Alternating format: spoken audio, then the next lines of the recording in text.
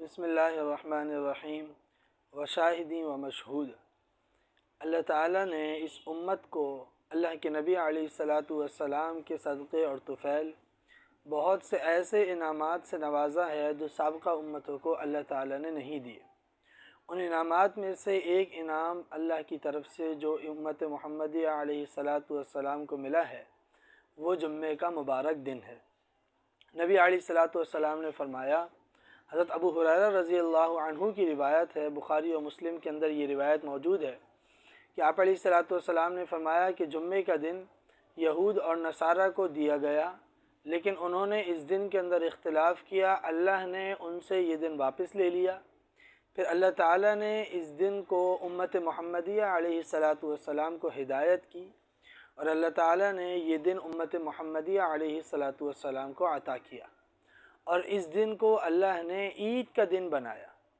और एक रिवायत में आता है कि जनाब रसूलुल्लाह सल्लल्लाहु अलैहि वसल्लम ने फ़रमाया, हज़रत अब्दुल्लाह इब्न उमर रज़ियल्लाहु अन्हु की रिवायत है, अगरचे ये रिवायत सनदन ज़ईफ़ है लेकिन फ़ज़ाइल के बाब में ज़ईफ़ रिवायतें काबिल क़बूल हैं, इसलिए इस रिवायत के बयान करने में कोई हर्ज नहीं है। तिबरानी ने इस रिवायत को नक़ल किया है कि रसूलुल्लाह सल्लल्लाहु अलैहि वसल्लम ने फ़रमाया कि जिब्राइल अमीन अलैहिस्सलातु वस्सलाम एक रोशन आईना लेकर आए और फ़रमाया कि ये जुम्मे का दिन है।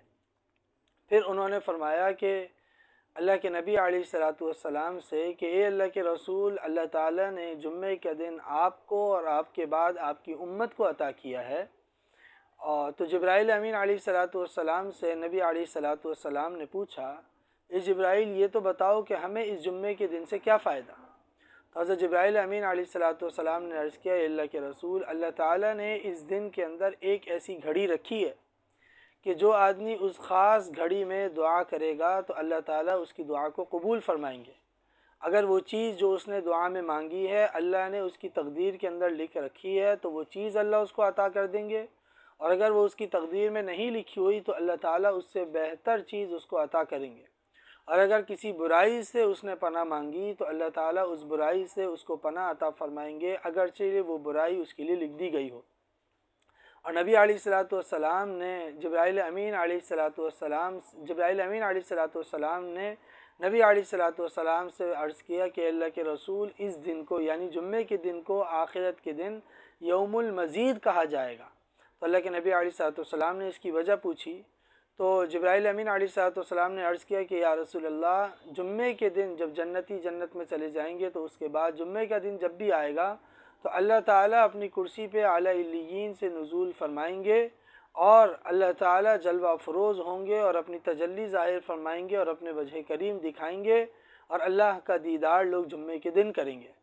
और एक रिवायत में आता है कि जनाब रसूलुल्लाह सल्लल्लाहु अलैहि वसल्लम ने फ़रमाया कि जुम्मे का दिन वो दिन है कि जिस दिन अल्लाह ताला ने आदम अलैहिस्सलातु वस्सलाम को पैदा किया, इसी दिन उन्हें जन्नत में दाखिल किया गया, इसी दिन उन्हें जन्नत से ज़मीन पे उतारा गया।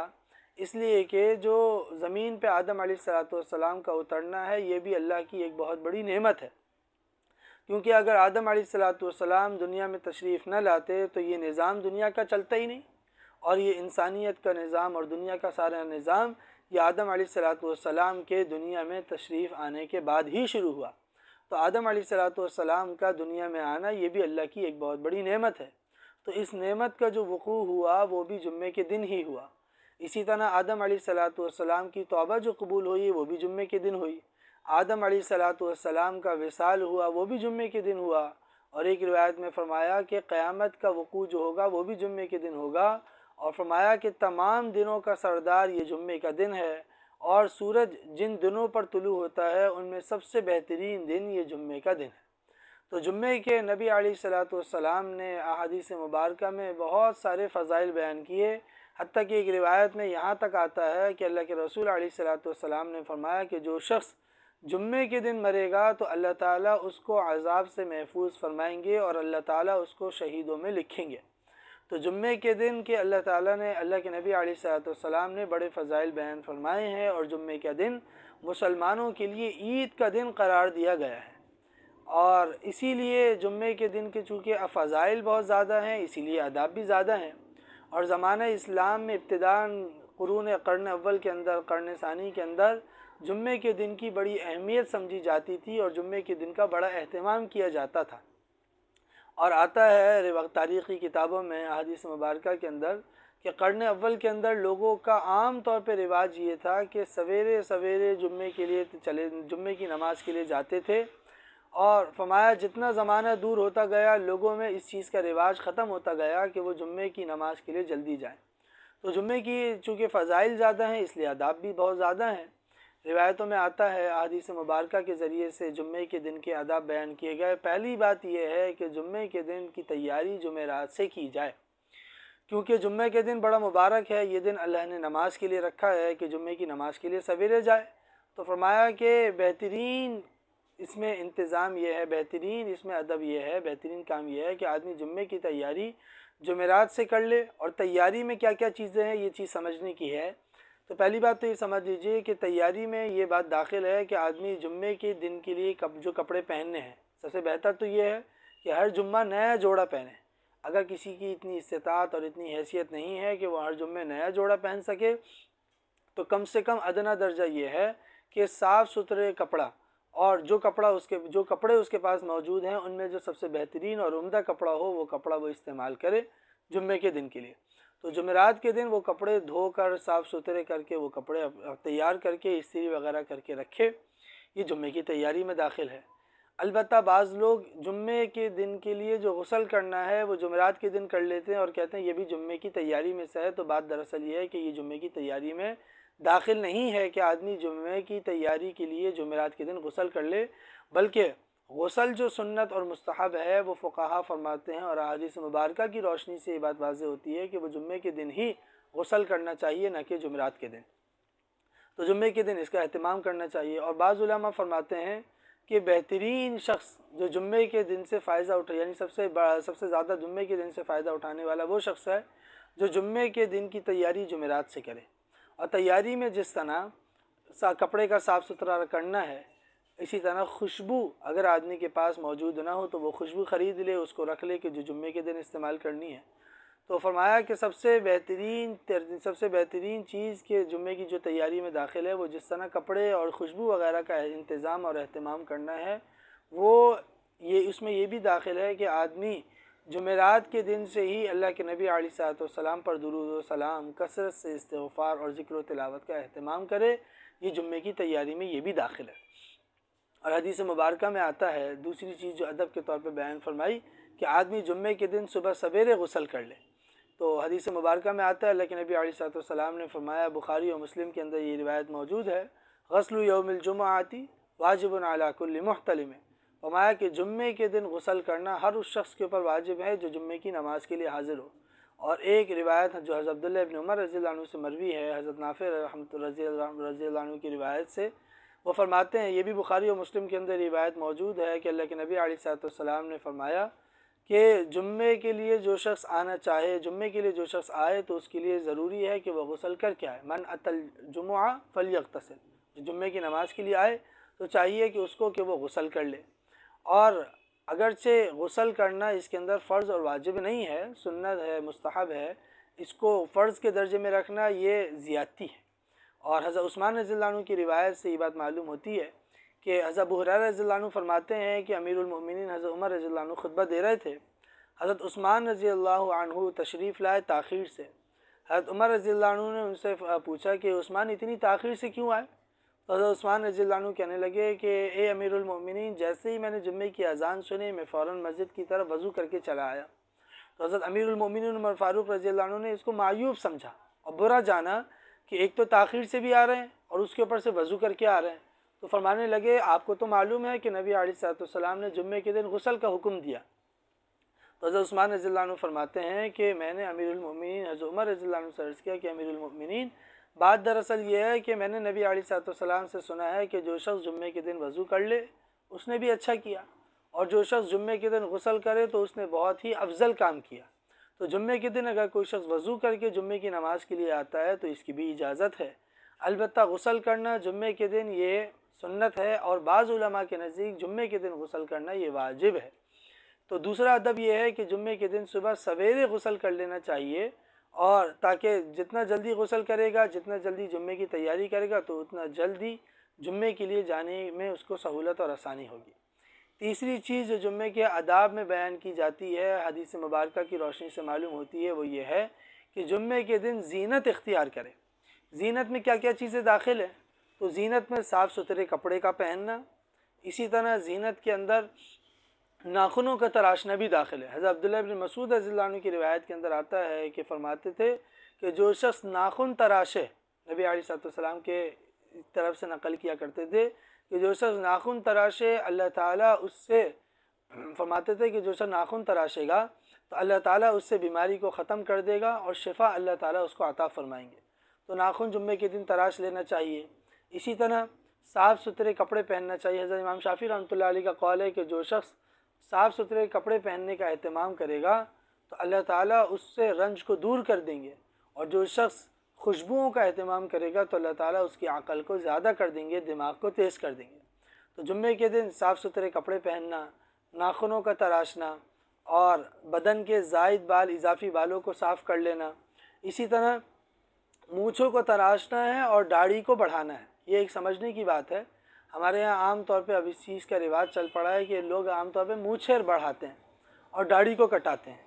ये बात याद रखिए कि अल्लाह ताला की तरफ से इस बात की ममानियत है, शरीयत मुतहरा ने इस बात को मना किया है कि दाढ़ी को मुंडवाना ये शरीयत मुतहरा में हराम है, इसलिए कि इसमें औरतों की मुशाबहत पाई जाती है, और जो चीज़ औरतों की मुशाबहत में दाखिल है वो सारी चीज़ें शरीयत मुतहरा की रूह से हराम है।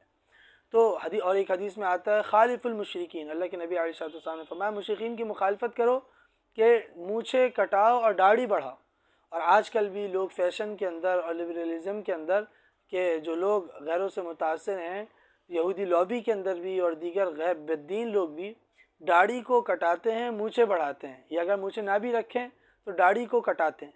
या बाज़ लोग दाढ़ी रखते भी हैं तो दाढ़ी इस अंदाज से रखते हैं कि वो दाढ़ी नहीं होती बल्कि दाढ़ी का मजाक हो रहा होता है, कहते हैं फ्रेंच दाढ़ी है या इस तरह की दाढ़ी रखी जाती है। तो शरीयत मुतहरा की रूह से ये सारी सूरतें कि दाढ़ी बिल्कुल ना रखना या दाढ़ी इस अंदाज से रखना कि उसको दाढ़ी ना कहा जाए, यानी इस अंदाज से रखना कि उसमें फ़ैशन का पहलू निकलता हो, तो ऐसी सूरत में ये चीज़ें हराम हैं। तो इसका एहतमाम हो कि ज़ीनत जुम्मे के दिन इख्तियार की जाए।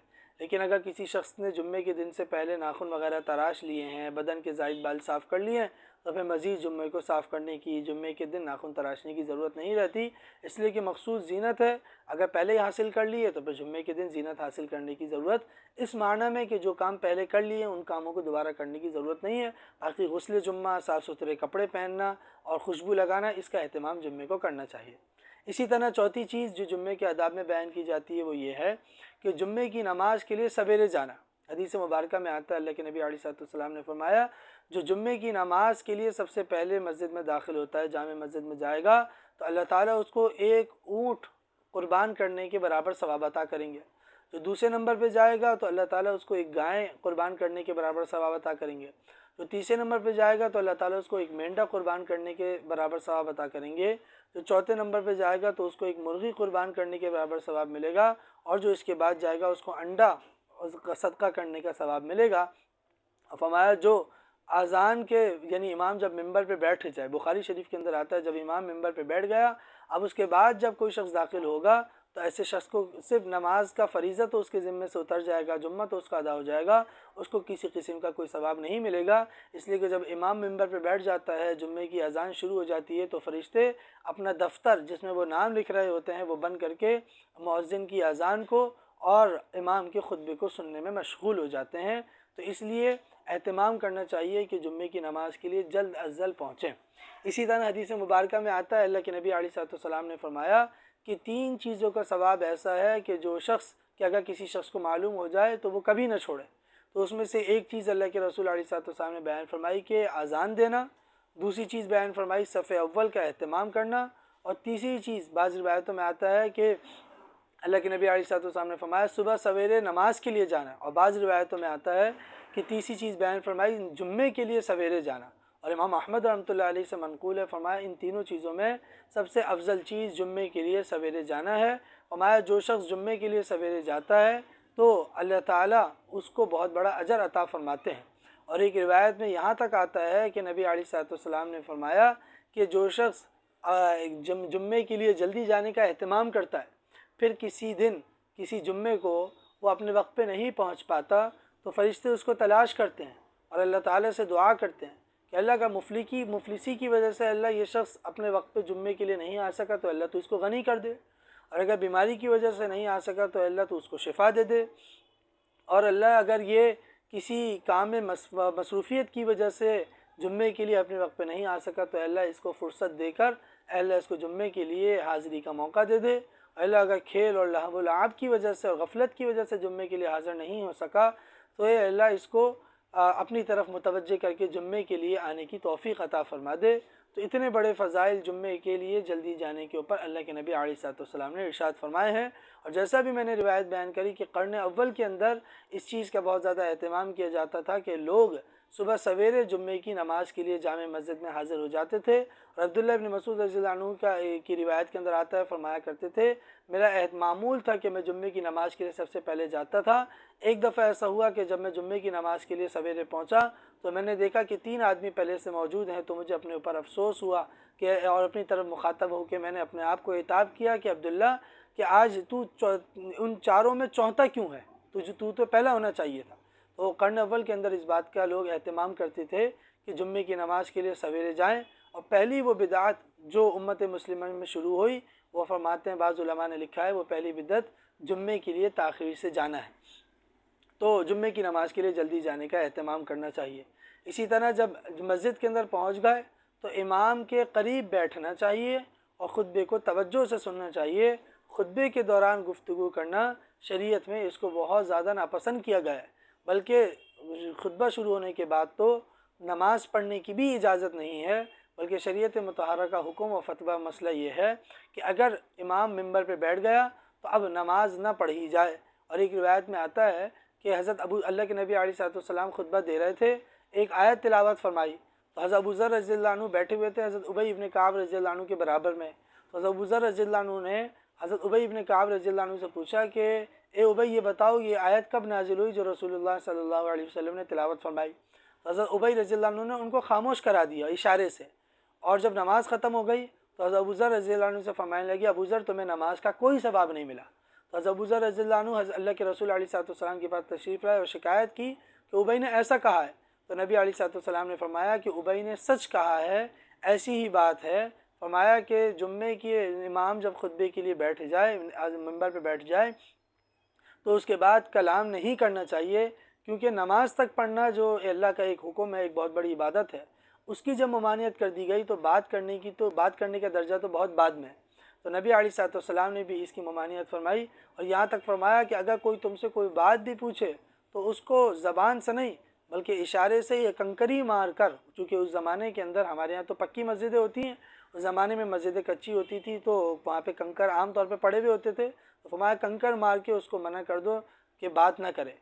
और आज के ज़माने में यह है कि आदमी इशारे से उसको कह दे कि भाई बात ना करे, बाद में यह है कि उसको मोहब्बत से प्यार से समझा दे। तो इसका एहतमाम होना चाहिए कि दौरान खुतबा गुफ्तगू करने से इज्तनाब करें। इसी तरह जुम्मे के आदाब में से एक बहुत बड़ा अदब यह है कि जुम्मे के दिन अल्लाह के नबी अलैहिस्सलाम के ऊपर कसरत से दुरूद व सलाम का एहतमाम करे। रिवायत मुबारक में आता है अल्लाह के रसूल अलैहिस्सलाम ने फरमाया कि दिनों के सरदार में, यानी जुम्मे के दिन, दिनों का सरदार जुम्मे का दिन है, दिनों के सरदार में लोगों के सरदार पर यानी नबी अलैहिस्सलाम पर दुरूद व सलाम की कसरत रखा करो। और नबी अलैहिस्सलाम का हक़ भी है उम्मत मुस्लिमा के ऊपर कि आप अलैहिस्सलाम ही के सदक़े ये जुम्मे का दिन अल्लाह ताला ने इस उम्मत को अता फ़रमाया। तो जुम्मे के दिन नबी अलैहिस्सलाम के ऊपर कसरत से दुरूद व सलाम का एहतमाम करना चाहिए। इसी तरह जुम्मे वाले दिन सूरह कहफ़ का एहतमाम करना चाहिए कि रिवायत मुबारक में आता है कि जो शख्स हर जुम्मे सूरह कहफ़ का एहतमाम करेगा तो अल्लाह ताला उसको दज्जाल के फितने से महफूज फरमा देगा।